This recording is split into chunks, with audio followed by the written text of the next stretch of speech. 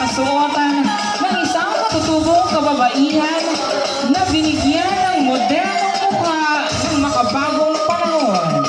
Ito ay yari sa mga recyclable materials tulad ng lumang kurtina sa bahay, mga Christmas decor, at lumang crystal curtain, sako ng katsa, plastic labo, lumang disposable spoon, tansan, soft drink straw, seashell, native na plato, at balahibo ng manok na mas pinaganda, pinalamutian, at binigyang kulay.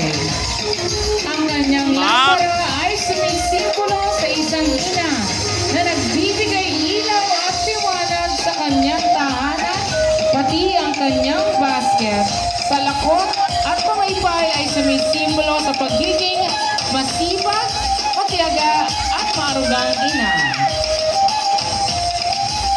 Festival Costume Designer, Vera Lopez.